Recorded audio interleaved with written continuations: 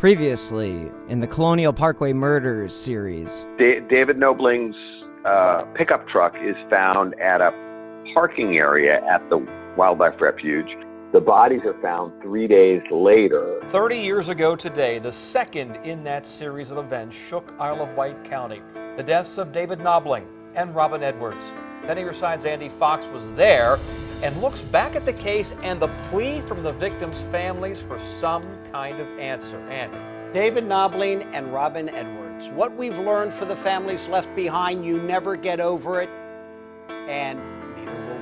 20-year-old David was with a new friend, 14-year-old Robin Edwards. Back in 1986, for 2 months, Wells and his agents worked out of a motel room near the Colonial Parkway. It's a very fascinating case, and it's one that you really have to sit and think about, and you could find yourself lost in thought for hours and days and weeks regarding this case.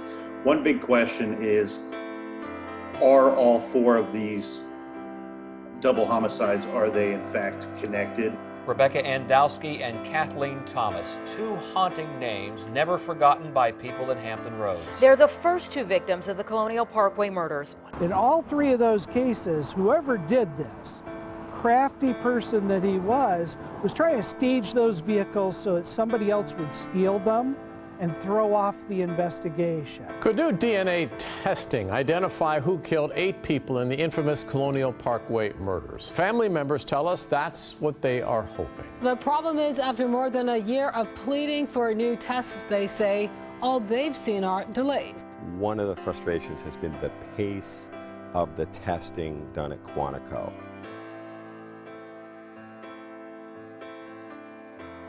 Hello and welcome to the 5th and final episode of the Colonial Parkway Murders. I'm your host, Bill Huffman, and on this week's episode, I am joined by Nick from the True Crime Garage podcast, as well as Bill Thomas, the brother of Cathy Thomas, who was one of the first victims in the Colonial Parkway murders. And on this week's episode, we will take a deeper look into what genetic genealogy can do for the case, and what the FBI can do to solve this 33-year-old mystery. So please join me and Nick and Bill for this final conversation on the Colonial Parkway serial killings. So anyway, we should probably get back into it. All right, go ahead. Nick, you look like you have a question. Looking at all four of these cases, Bill, I almost feel, and you know these 4 cases better than most, I would argue better than anyone, but I kind of feel like your sister's case, the first out of the 4, has the best chance of getting some movement still to this day, getting some progress, or even being solved. How do you feel between the 4? And one thing I want to point out before you give your answer is what I said on True Crime Garage when we covered the case is I prefer that the agencies believe that they're not connected. I think that the best chance of getting any one of these cases solved is if they were looked at as a standalone case on their own.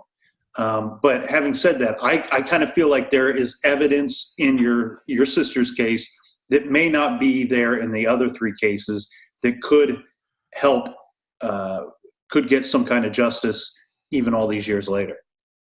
Well, the investigators have told me that they believe that of the 4 double homicides in the Colonial Parkway murders, that my sister Cathy and Rebecca Dowski's crime scene is the most evidence-rich. That's the expression they use. That contains the most evidence. You know, obviously in some of the other situations, and look, you know, my heart is always with not just my family, but all 8 families. So I'm not trying to diminish anything that's going on with any of the 4 double homicides in the Colonial Parkway murders.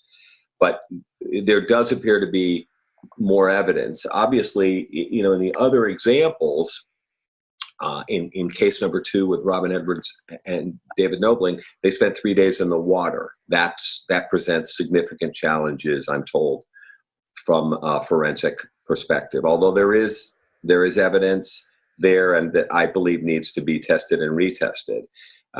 In the third example, the one we've talked about quite a bit today, Keith Call and Cassandra Haley, we don't have any bodies. So we have a car, and we have evidence inside that car, but we don't have Keith and Sandy's remains to work from in terms of how they died and where they died and so on. And then in case number 4, Anna Maria Phelps and Daniel Lauer, their bodies were missing for 6 weeks. And as we talked about, they were in very rough shape, and found in an advanced state of decomposition 6 weeks after the fact. And so that presents a unique set of challenges.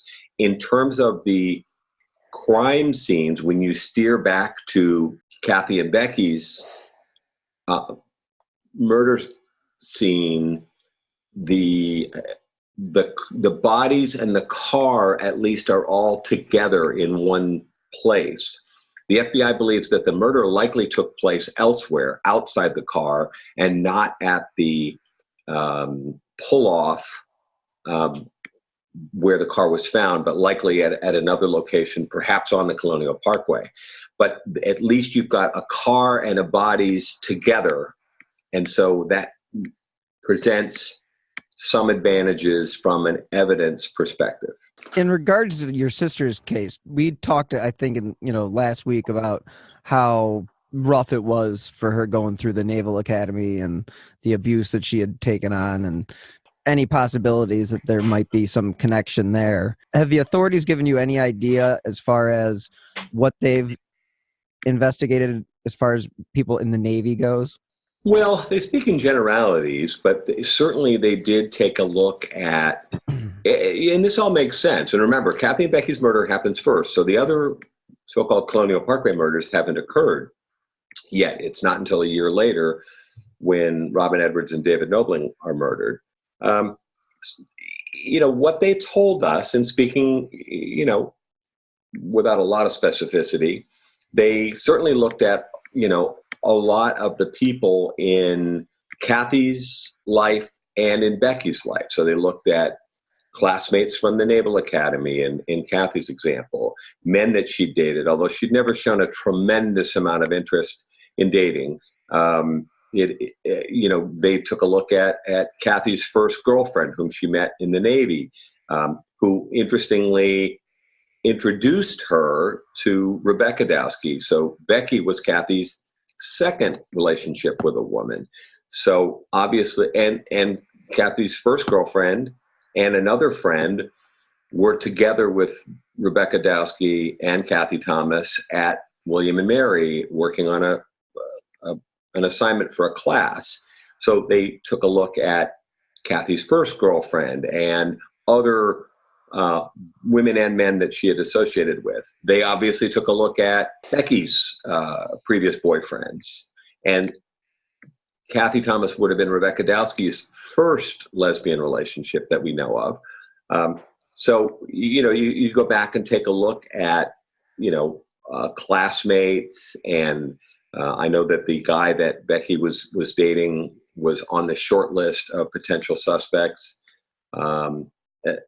as well. So they do speak in generalities about the kind of people that they're looking at. But of course, now that I've been very heavily involved in the case for the last 10 years, since the story broke about the FBI losing control of the crime scene photos, and even in the inquiries that I've made, certain people's names come up over and over again. And these are the kind of people that I think that the FBI investigators have looked at. In your opinion, do you think Cathy had the most overkill? I mean, at least the most vicious of attacks? And I guess I can go to both questions. I mean, they first should go to Bill, and then Nick, what's your thoughts on that after that? Well, from my point of view, Bill's point of view, look, it does appear that although the level of violence directed at both women was extremely high, it does appear that Cathy was treated more brutally. That could have been something as simple as she was older, she was the one with the martial arts training, she was the one that didn't suffer fools gladly, and so she may have engaged, verbally and then physically with the perpetrator. So that's why she got the worst of it. But there's no question in my mind, based on the autopsy reports and what the investigators have told me, that Cathy was treated more brutally than Becky was. Yeah, I agree with what Bill just said, and I think I share his suspicions as well, that it very likely could just be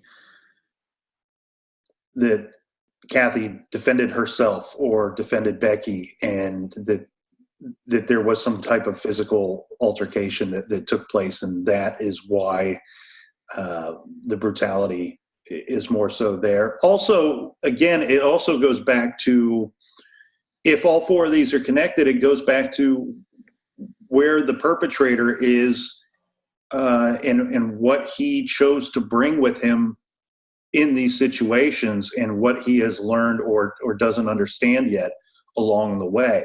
The first case seems to be the most intimate as far as one-on-one contact, let's say, to me. But I also feel like that there could be some kind of psychological aspect to that as well. Maybe not just the self-defense, maybe not just what the killer brought to the scene, but out of all the cases that we're talking about, and include the later one, the Shenandoah case, I almost feel like out of all five of these cases, the first case is the one where I feel most likely there could be some potential connection to a victim or to the area itself. And we talk about what are the suspected movements of Cathy and Becky that evening. We know that they were on campus for a period of time. They may have stopped off at a restaurant or a pub of some sort and then continued along their way. I've always had this creepy suspicion in that case, where it's not just that the killer may have come across their vehicle on, traveling on the highway or on the road, like I feel is the case in the other situations. I almost wonder is there a chance that this killer followed them from the campus or saw them at the establishment? There seems to be something different about the first case to me that doesn't seem to be there in the other three. Well, I'll point out one significant difference that law enforcement investigators have pointed out to me, which is the killer or killers went to much greater lengths to disguise and dispose of the car in Cathy and Becky's case. In the other examples, the car is left right out there in the open. But just to recap, after the strangulation with rope and the cutting of the throats with the knives, he loads Cathy and Becky's bodies into the car. Cathy, by the way, is in the way back in the trunk, kind of folded up. She's not a small person. She's like 5'7", very athletic, 145 pounds. He kind of folds her body up in a seated position and puts it in the way back of this 1980 Honda Civic, puts Rebecca Dowski's body in the back seat, and we believe drove the vehicle to the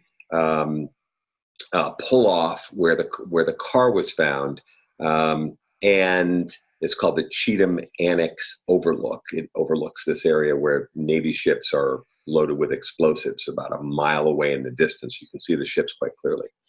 And then it makes an attempt to set the car on fire. None of this is evident in any of the other cases. There's no accelerants used. It's diesel fuel, which is an odd choice, and it's unsuccessful.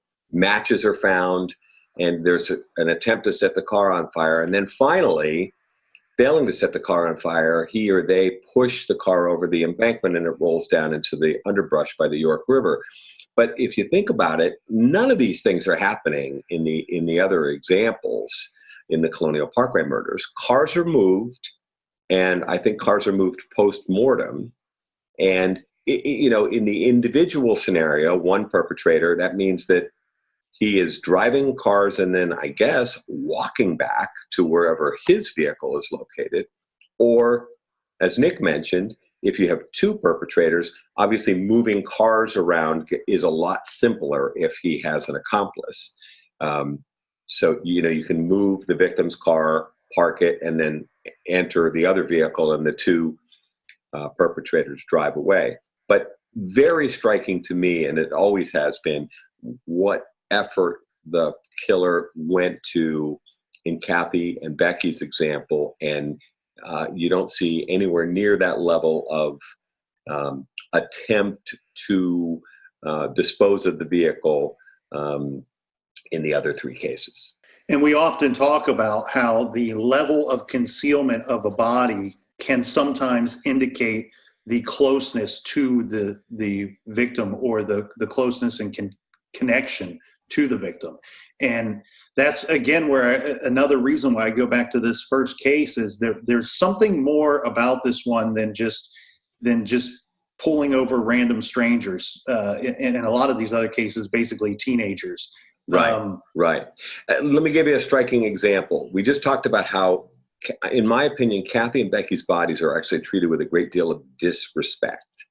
And yet, in the fourth example, Anna Maria Phelps and Daniel Lauer, they're murdered, which is a terrible thing, but then they're laid out side by side under an electric blanket that was taken from Daniel's Chevrolet Nova, and the bodies are placed on the forest floor, laid out side by side under a blanket. Now, you could make a case that this is to disguise them, or what have you. It's under this brown plaid blanket.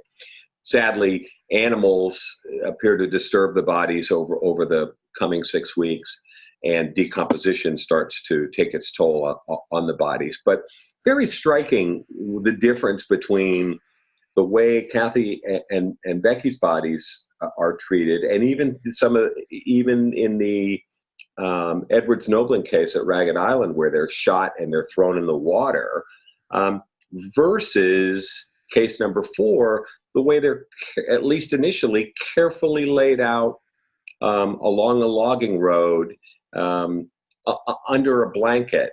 If they hadn't been disturbed by animals, I think they probably would have, been found more or less in the same position they were laid out in. And there's something about the blanket and the side-by-side aspect of it that's very striking to me. Yeah, definitely. It seems like they're put on display, sort of like trophies, to put it in a really dark manner. But it sounds very much like hunting. Well, and it's interesting that the ground where they're found on is a hunting preserve that's owned by a hunt club. It's a former area that was logged many years before, and there are these logging roads, which are very big and wide, designed for trucks to go up and down. And then the land is purchased later and is used by a group of hunters, and actually turkey hunters who are out, on that kind of preserve land, walking around looking for turkeys, I guess, which is a fall thing. They are the people that find the bodies. And it's funny, I've walked that property. Virginia State Police, you didn't hear me mention that.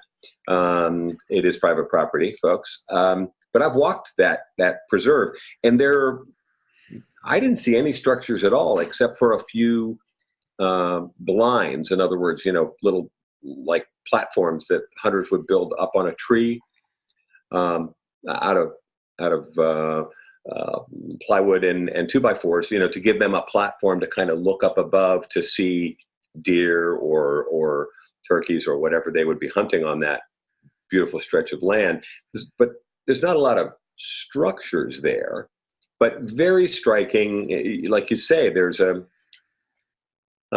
way the bodies are treated in Phelps Lauer, case number 4, is very different. And they found a locket that belonged to Anna Maria. I want to say it was on the road, the logging road, near where the bodies were found, but a bit away from the body. So perhaps there was a struggle, and the necklace was pulled from her neck, or perhaps it was dropped there. But it feels very different. And it's funny, one thing that's worth mentioning, there are individual suspects that we're aware of who may have links to one of these cases where we can't necessarily see them being linked to all 4. So I'm not 100% certain you can just take 4 double homicides and dump them in together, call them the Colonial Parkway murders, and insist that they're all related, because it is possible that, as I like to say, one or more of them could fall off the table. I think some of them are definitely related, but it is possible that some of them may be freestanding events. I think at minimum 2 of them are connected. The question is which 2? Which I guess that's the smallest amount you could put out there, right? 50-50. Right, but okay. So which 2?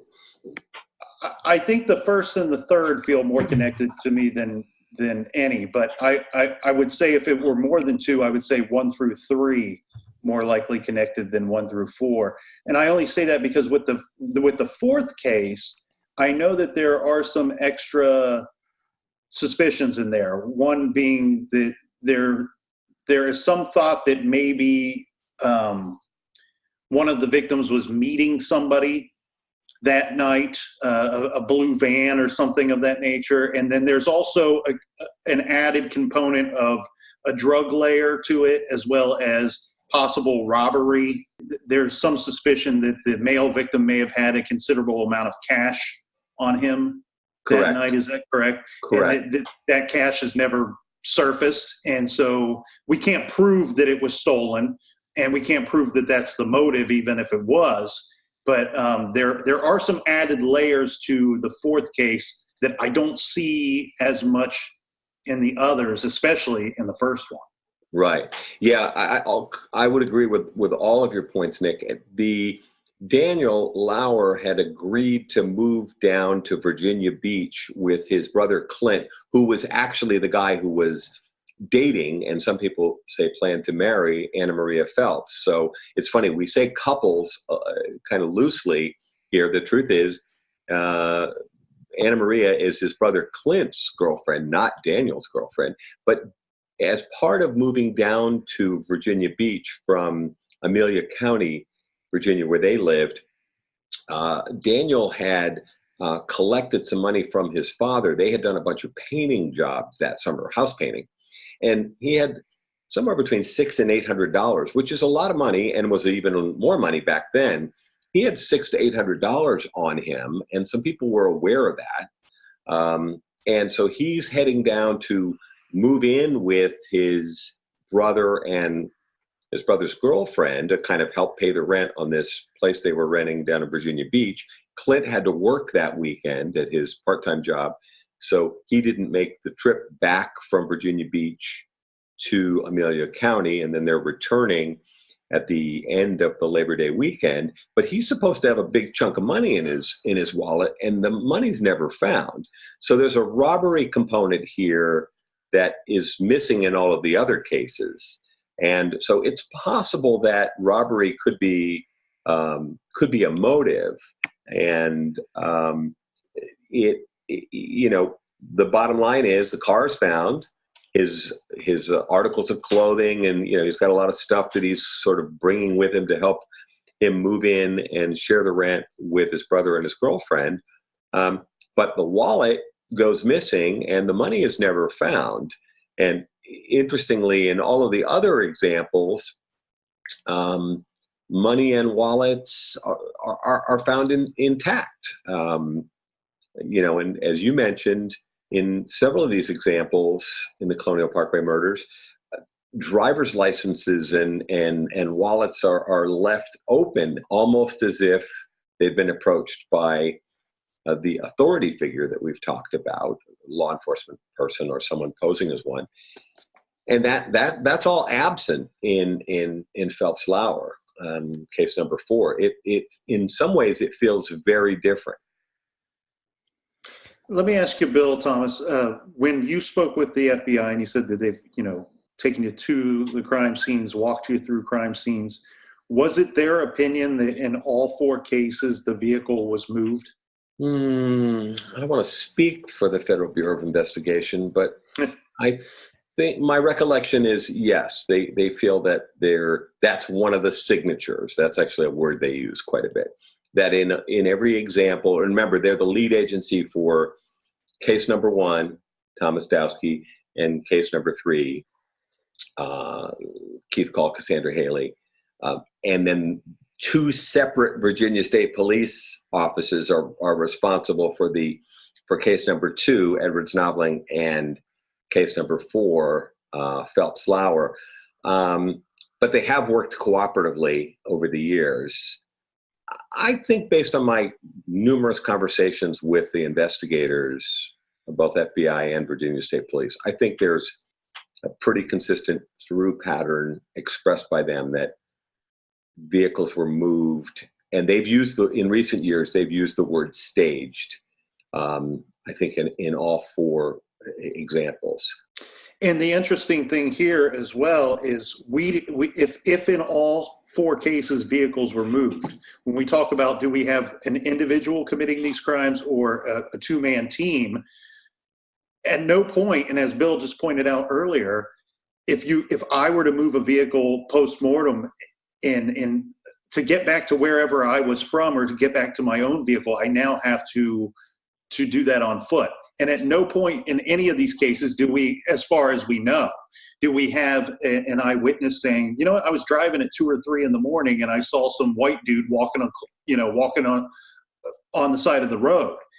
And that to me, again, I keep going back to this team thing. I don't know that the team is necessary in all 4 of the cases, but with the moving of the vehicles, that certainly makes that 100% easier. And then in the first case with Cathy and Becky, I wonder about, we know cigarette butts were found at the scene where the bodies were found, where the vehicle was found.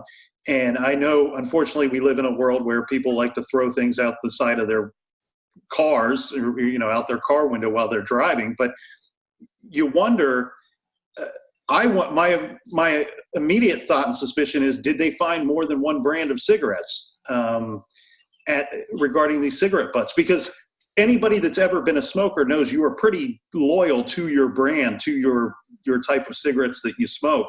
And I would feel like if we found 2 brands out there, that would even point more so to looking to 2 individuals. Sure. Let's talk about moving of cars for a second, though.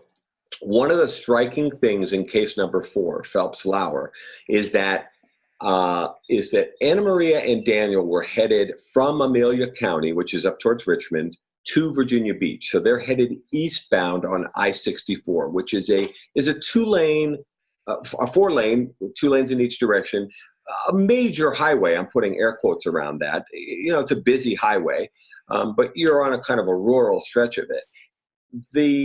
The place that they think it's likely that they stopped would have been at the eastbound rest stop that is in the direction of travel from Amelia County to Virginia Beach.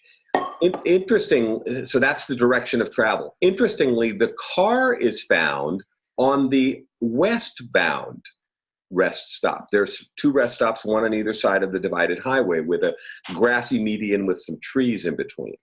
And just bear with me for a second.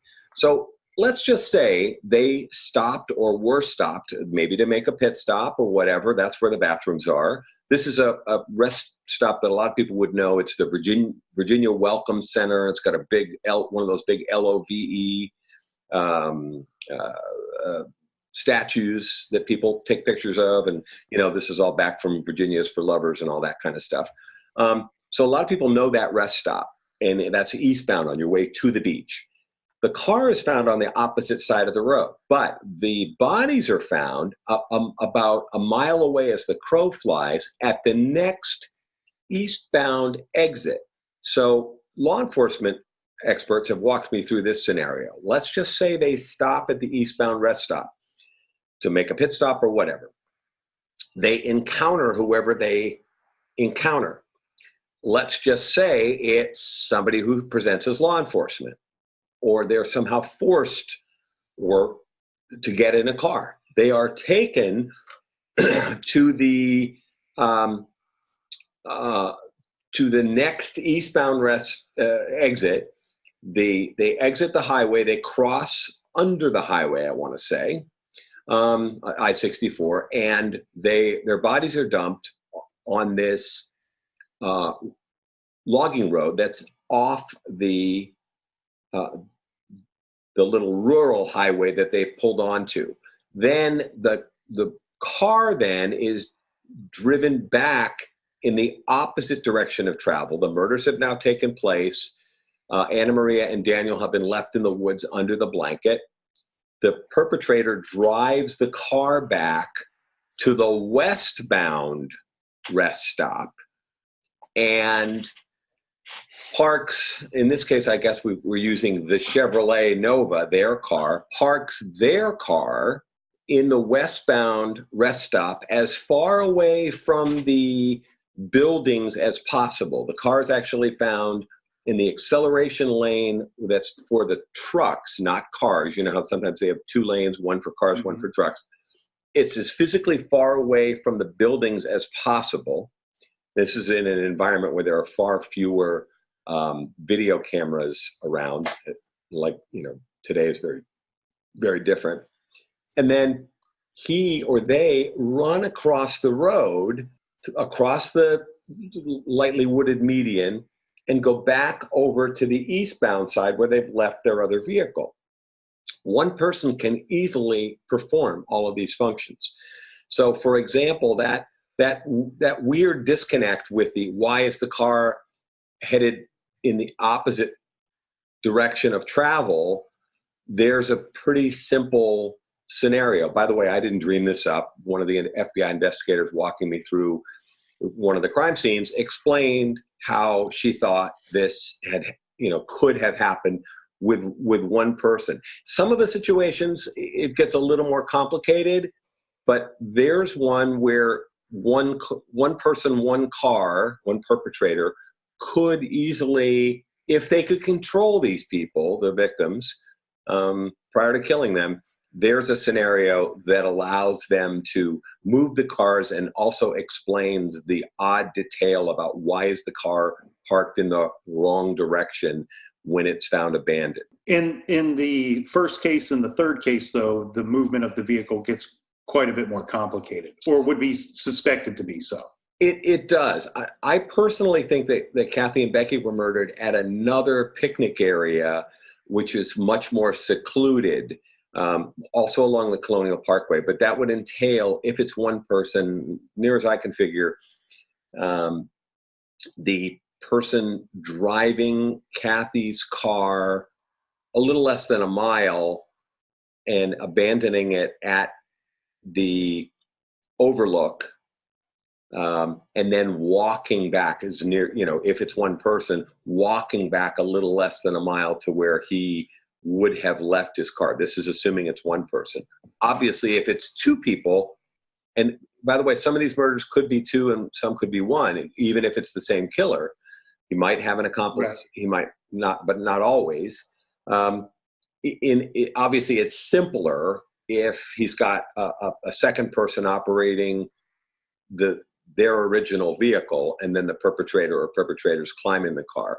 But even in the one person scenario, again, the same investigator walking me through the crime scenes did explain how she thought that it might be possible to encounter the couple, kill them, move the car, and in this particular example, in the first example with Cathy and Becky's crime scene, walk back a bit more of a distance. And by the way, speaking of, you know, modifying your techniques and changing things up, maybe he decides that that's more trouble than it's worth, and wants to, you know, work it out so that he doesn't have to move cars and walk back such great distances.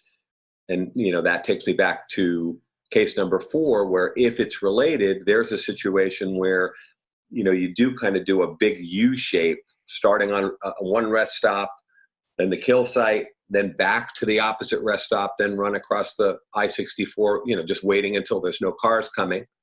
Like you said, you know, you don't want to get spotted running across the highway at 2 o'clock in the morning. But I think that's a plausible scenario. In Cathy's case, the two areas in question, one where the car was found, and then 2 being that picnic. Yes. Would it be possible for the individual to get back to that picnic area not using the road, walking maybe the waterway or walking through the woods, I guess?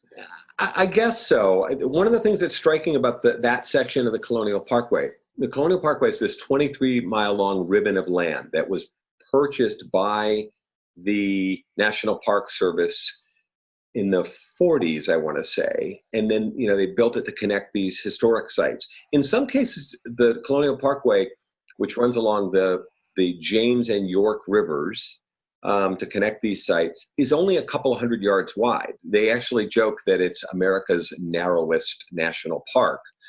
So in some cases, let's say in the walk back scenario where we've got the perpetrator killing Cathy and Becky at one of the two picnic sites, there's one in either direction, and they are significantly more isolated and away from the road.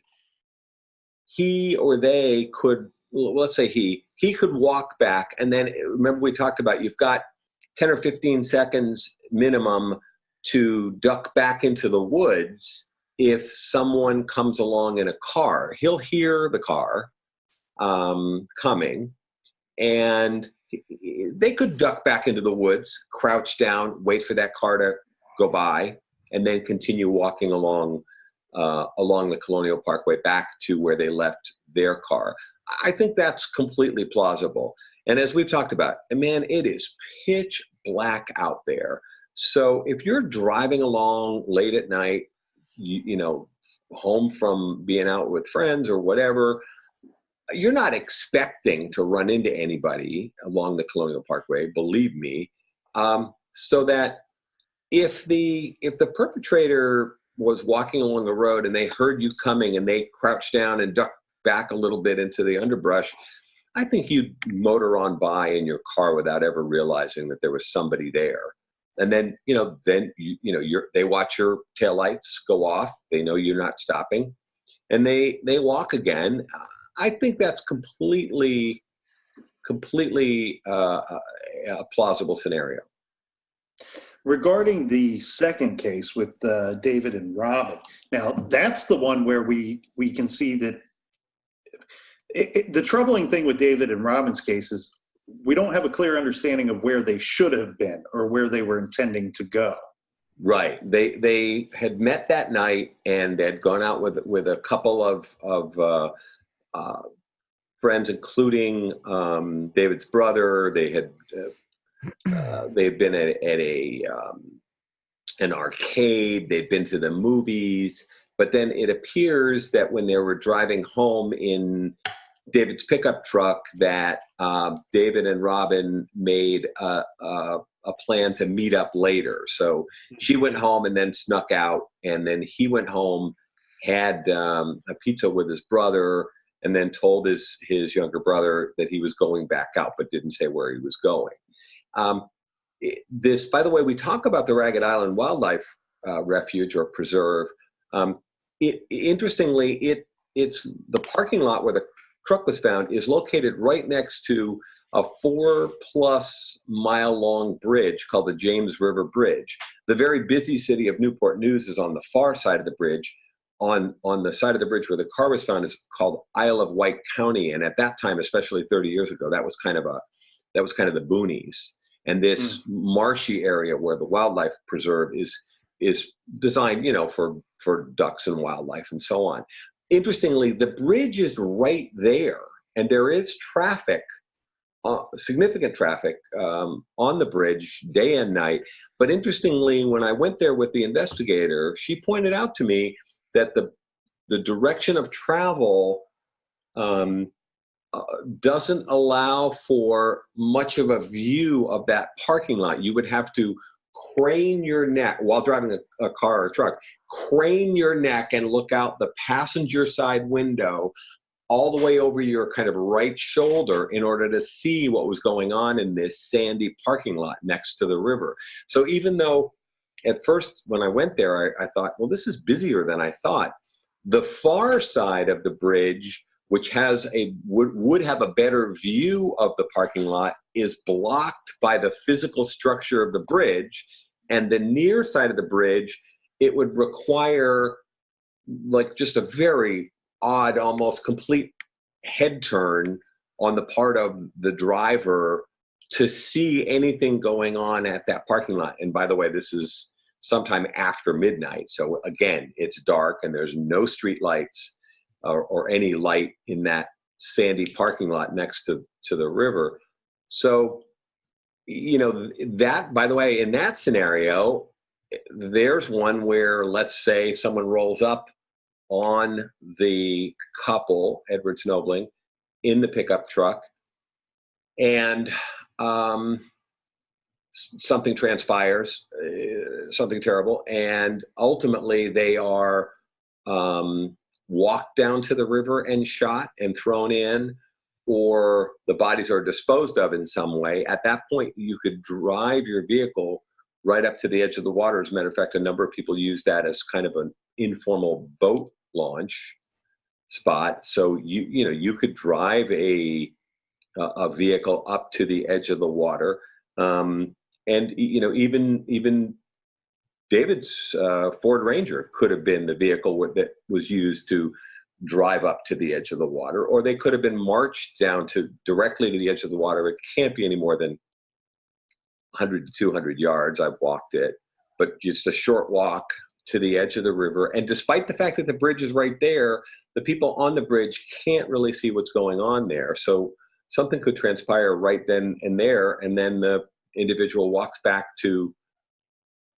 his, or I guess I should say her, car, and drives away, leaving David's car oddly positioned in the parking lot. It was parked nose in to the parking space, and David and his brother swears to me, he never ever parked the car nose in. He was one of those truck guys who always swung around no matter where he was and parked the truck nose out. It's a truck thing.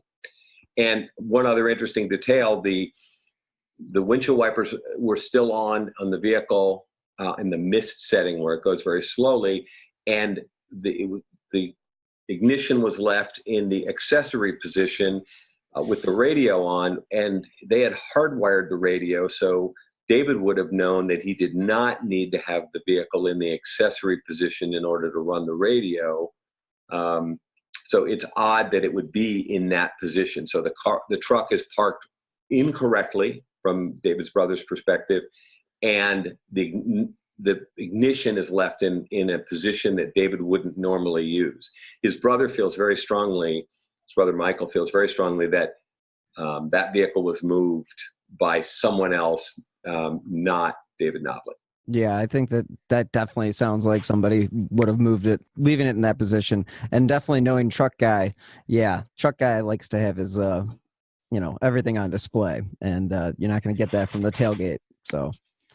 Yeah, and truck guys I know tell me it's also about jump starting, and it's a truck thing. I'm not sure I totally get it, but you never ever park your truck nose in. It's always parked nose out. And he's not going to drain his battery either. I mean that. No, and right. and Michael Nobling has explained to me, he's a car guy himself, and fixes cars and that sort of thing. And so while we're in this incredible garage with all his amazing tools, he's explaining to me how they hardwired the radio, because they would do stuff. They had this little Ford Ranger with the chrome wheels and everything, and they would go and do outdoor stuff, and they always wanted to have the tunes on, and so they had hardwired the radio so that you didn't have to have the keys in the accessory position in order to be blasting the tunes. And when you see these inconsistencies about how vehicles are parked and how they're positioned, you start to realize, wait a minute, the driver of the assigned driver of that vehicle was not the last person to operate this motor vehicle. And so, that's definitely a pattern and a through line that you see in all four of the double homicides in the Colonial Parkway. Now, back to something you said earlier regarding your sister's case and that crime scene being the most evidence-rich of the four. We have a different thing with the second crime scene, where out of all four of them, the second crime scene is the only one that presents a possible sexual component to the crime. Correct. And so in that situation, it could be either different motive or at the very least a different angle for investigation. Correct. It's also worth pointing out, and again, I'm not attaching any value judgment to what I'm saying here. All of these places where the cars were found were places that couples were known to go. They were also places, particularly Ragged Island, that were known for low-level drug deals. So, for example, if you were going to score a pot deal, that Ragged Island Wildlife Refuge next to the James River Bridge, directly opposite the very busy cities of Hampton Roads and Newport News. And remember, now we're on the side of the James River where it's kind of the boonies and very quiet. The Isle of Wight Sheriff's Department is, a minimally staffed department. It's much bigger and more professional now than it was back then.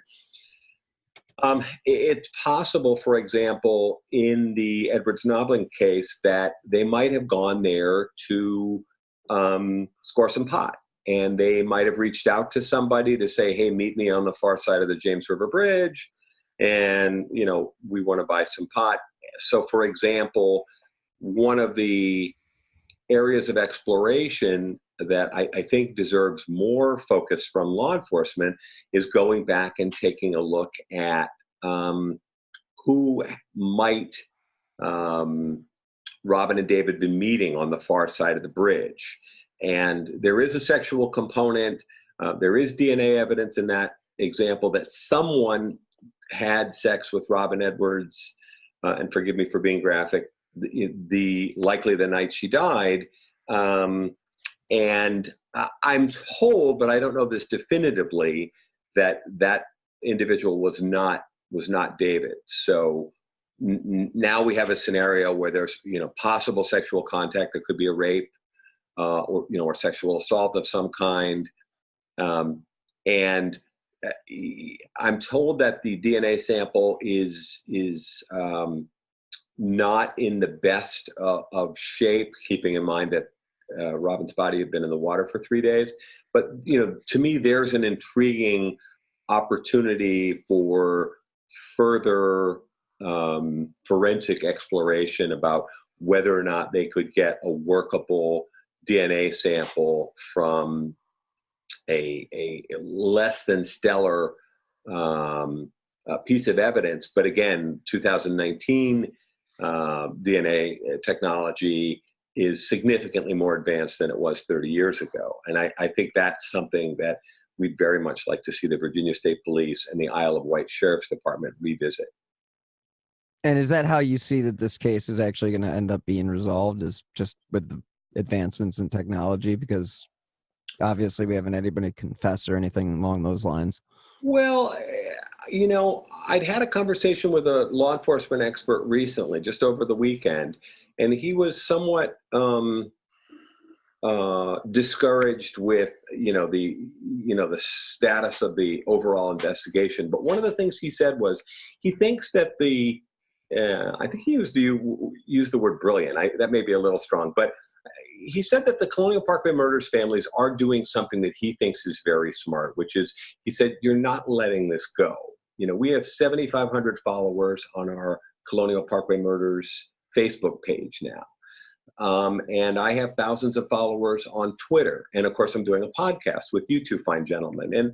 And we recently had a big profile in the Washington Post. And we have a television series coming out in spring 2020. And what he said was, I think he was trying to balance out his, kind of discouraging view that the case is not moved as far forward as it should have, in his opinion.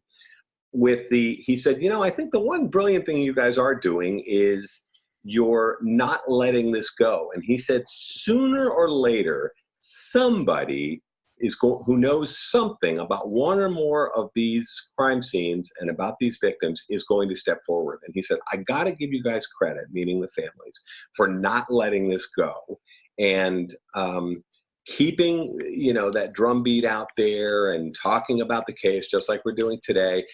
He said that has tremendous value. He said, I actually think that's what's going to break the Colonial Parkway murders. So I don't know. He's an expert and a go-to guy for me for many, many years.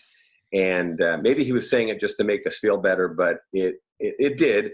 And which is why we're going to stay with it. We're going to keep talking about this case until this case is solved, because experts tell me the Colonial Parkway murders is a solvable case.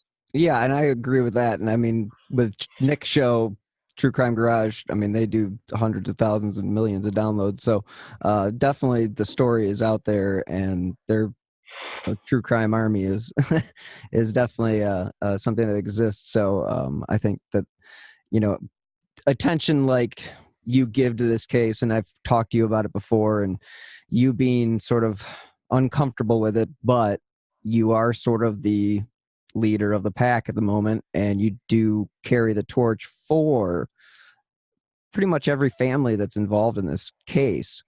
And I know that you've got the upcoming TV show and documentary, and then you're doing all this other publicity and along with the podcast. Are you becoming more comfortable with the title of sort of, I guess the title of being, I mean, number one cheerleader, because you said you're not going to stop until this case is solved?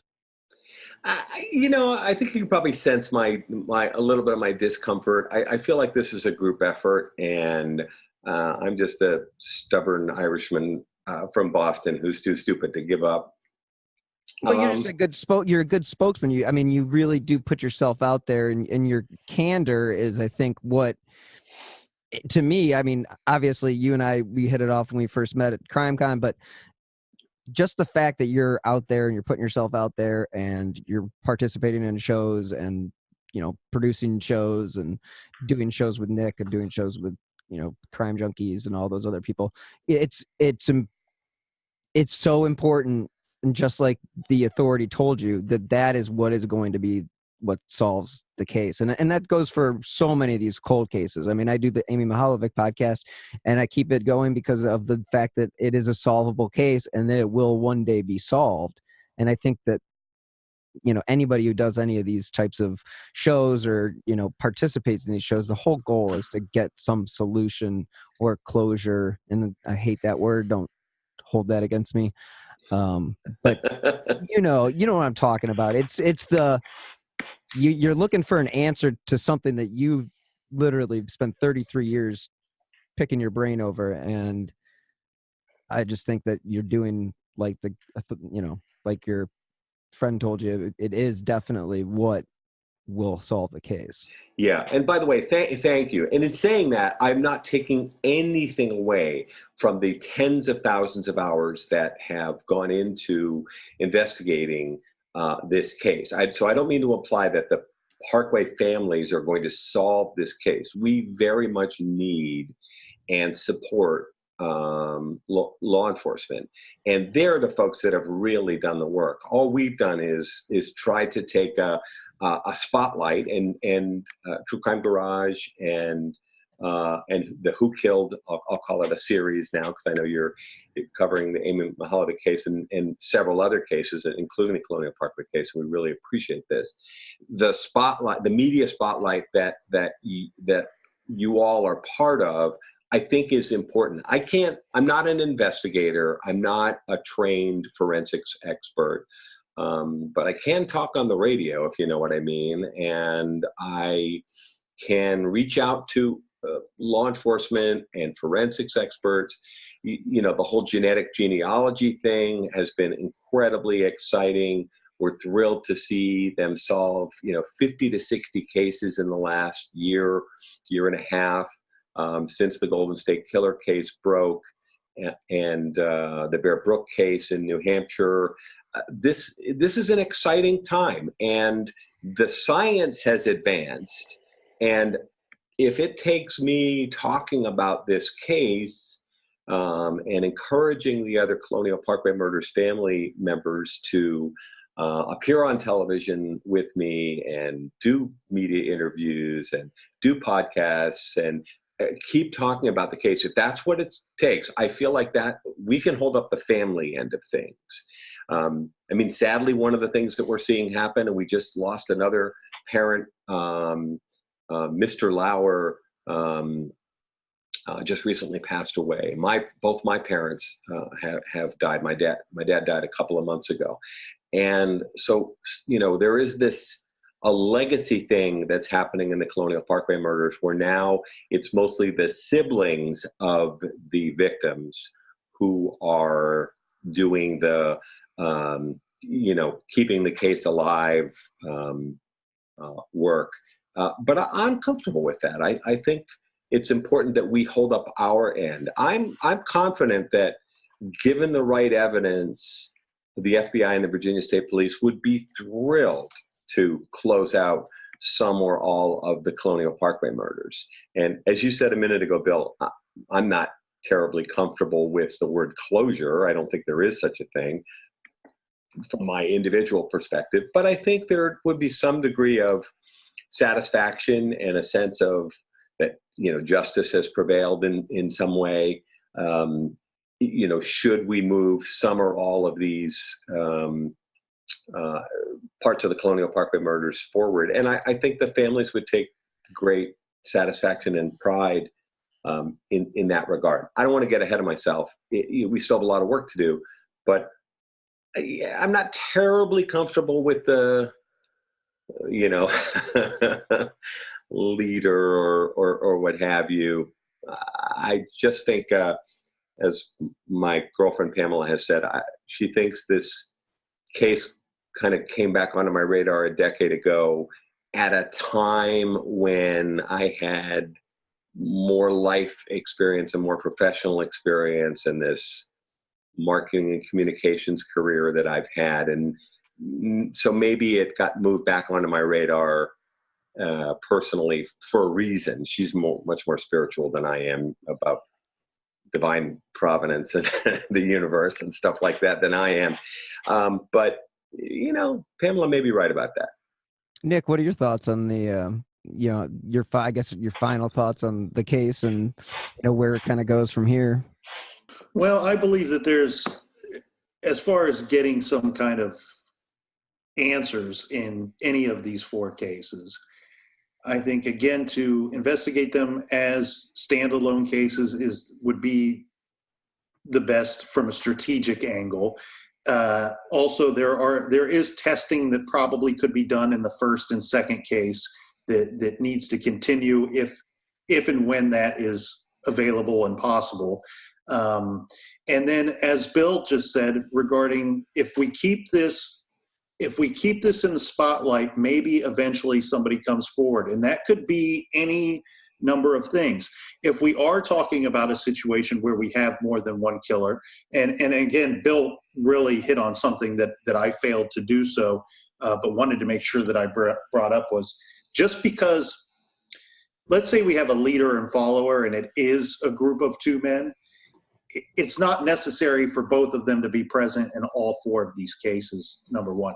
And as Bill has pointed out time and time again, it's also not necessary that there be more than one killer. This could be one individual acting alone in all of these cases that he is in fact tied to. What we need to have happen is, if it is a team, and I see why they made that ploy to the follower, to the subservient member of the team. You do that because, one, likely the follower is the only one out of the two that likely will feel any type of remorse.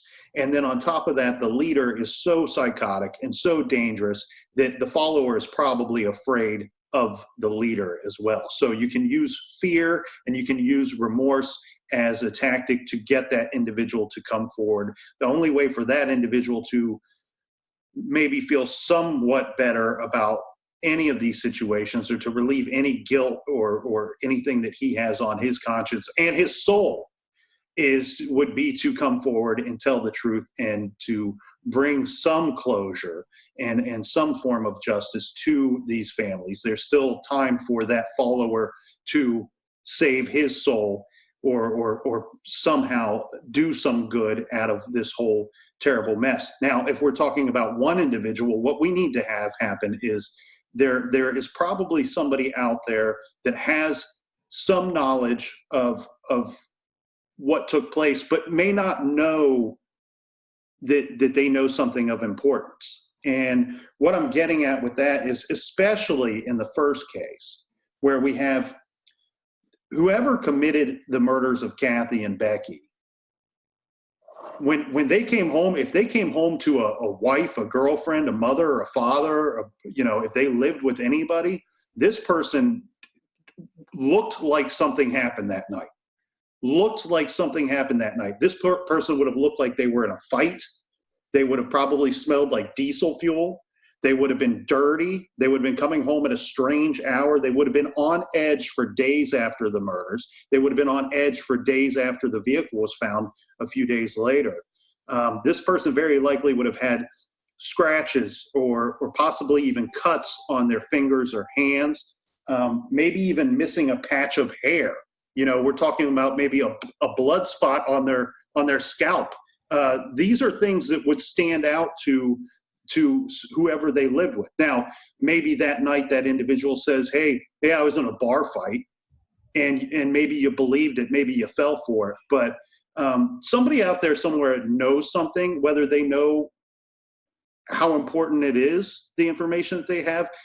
There are ways for this case, any four of these cases, to be solved. And even I know that we're so many years later, but I still feel very confident, especially in the first two cases, that we could really see something here. Yeah, I think that's a very good point. And by the way, if people are looking to get a hold of us, I've told Bill Huffman this before. In all these years, I've never changed my email address since the first one I had. I've never changed my cell phone number since the first cell phone I bought. Just got an upgrade the other day after some technical problems. Thank you, Apple. And so people want to get a hold of us. All they have to do is go to Colonial Parkway Murders on Facebook, and they can contact us through the Facebook page. We do not make ourselves hard to find. We do try to get back to everybody. I know there's a tipster that I owe a phone call to right now who approached us a few days ago, and we've had some email exchanges, and now I'm ready to transition over to a phone call. I know this makes law enforcement very unhappy, but given our history with this case, we actually would prefer that people speak to us, the families, first, so that we can ensure that the tip reaches the right people in law enforcement, and then, quite frankly, we can follow up with them to make certain that they are at least aware of what's going on. We've heard so many times people over the years have been unhappy when they tried to reach law enforcement. They didn't quite know how to go about doing it. And of course, we can get a hold of the investigators, and thankfully the FBI has unfrozen our relationship and is now returning our calls after a year and a half frozen period where they refused to speak to us. So the FBI and the Virginia State Police investigators will speak with us. We will forward on the information and the contact information, because obviously we're not investigators. We just want to make certain that if someone does know something, whether it's back to Nick's point, if you think back to October 9th, 1986, and that fall your partner, relative, etc., was behaving strangely, or what have you, that these tips are followed up upon. We do think this is a solvable case. Experts have told us this is a solvable case, and we would really appreciate it if people would, Google the Colonial Parkway Murders, read a little bit about the case, listen to podcasts like this one, and if there's something that strikes a chord with them, no time like the present, reach out to us. We'll put you in touch with law enforcement, and make certain that your tip is followed up upon by the appropriate agency, and at least you'll be able to know that your bit of information which could end up being incredibly valuable. And remember, law enforcement knows so many more things about this case than we do. Something may strike a chord with them, the lead investigators, that would be incredibly beneficial to all of us to moving this case forward.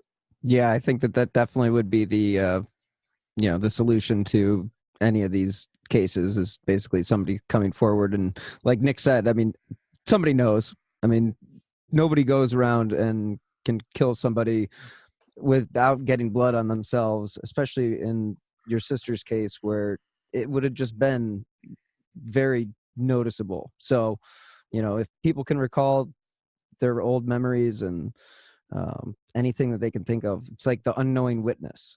They just didn't realize it at the time that they were witness to something that turned out to be connected to a murder or a string of murders. So I just well, just go ahead, Nick. Just to expand upon that just a little bit, but in October 9th, 10th, 11th, 12th of 1986, whoever saw something would be suspicious, would be very suspicious, and it wouldn't be easily explained away by I was in a bar fight or anything like that. This is a very messy incident, a very messy situation. The person all these years later may have fallen for whatever story they were told that night or the next day, but they've always had some suspicion since then. So if you are that person and you are listening, reach out to Bill. He's the older brother of the victim that we're talking about in this situation. Reach out to Bill and tell him what you know. Even if it's just suspicion, tell him what you know. And there's also the email in the show notes of this episode for any tips to the FBI, as well as the FBI tip line. Again, like you said, if you know something, if you knew anything, saw anything weird, it's 33 years later. It's kind of time to get it off your soul, like you said. I mean, it's a soul-crushing thing to carry around a burden like that. I hope that's what happens. And I mean, I can't thank you guys enough for joining me for another very interesting conversation. I mean, I end up catching myself listening to you guys more than I end up talking, because you guys are so knowledgeable about the case, and you guys are just very open. I appreciate the time so much. Well, we appreciate the platform, Bill. It's been really a fascinating conversation, and barking dogs notwithstanding. Yeah, and when we had talked last week, Bill, about potentially doing this with Nick, and I'm really glad that we were able to make it happen. And Nick was, as I told you, Nick was real quick to jump on it. So I think this was a really cool opportunity for you to get another platform and keep that case, this case in the spotlight. Nick, how long ago was it that you guys covered the case on True Crime Garage? It's been a while. It's probably been 18 or 19 months, because I want to say that you and I spoke after, maybe a month after we covered it. And right. Then we had the privilege of meeting you in person at CrimeCon. And so when Bill Huffman asked me said, hey, you want to join me and Bill Thomas for a conversation, just to have the opportunity, one, to talk to you again, and for the first time have the opportunity to talk to my two favorite Bills all in the same conversation. There was no way I was missing this.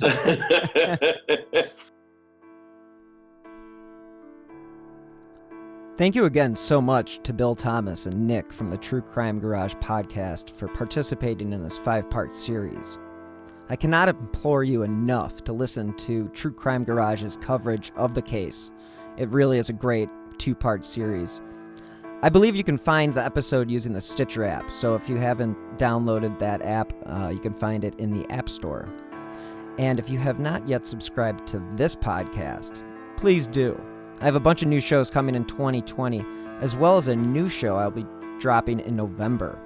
As a reminder, this is an independently produced podcast, So if you'd like to help keep the lights on and the recorders running, you can support the show by clicking the donate button on the right-hand side of whokilledamymihalovic.com or via the Venmo app with my username @BillHuffman3. Any amount is appreciated. If you want to stay up to date on the cases that I follow or that I cover, you can follow me on Twitter @BillHuffman3. The email addresses I mentioned during the show can be found in the show notes along with the sources I used for this episode. If you enjoy this podcast, please leave a 5-star review on Apple Podcasts or wherever you listen to podcasts. It will help support the show, and it does help keep cases like the Colonial Parkway murders in the spotlight. So anyone with information about Holly's murder is asked to call the Hampton County State Police Detective Unit at 413-505-5993. If you have any information regarding the case of 16-year-old Molly Ann Bish, you can also contact the FBI at 1-800-CALL-FBI or at the Massachusetts State Police at 1-800-808-9677. And don't forget, October 27th marks 30 years that Amy Mihalovic's case has remained unsolved. I have a few special episodes planned for the month of October, so if you have any new information, please contact the Bay Village Police Department at 440-871-1234. The FBI is offering a reward of up to $25,000 for information leading to the arrest and conviction of the individual or individuals responsible for the death of Amy Renee Mihalovic. So again, anyone with information concerning these cases, please contact the FBI at 1-800-CALL-FBI. Stay tuned for an all-new case next Friday. Thank you so much again for listening, and in the meantime, be safe.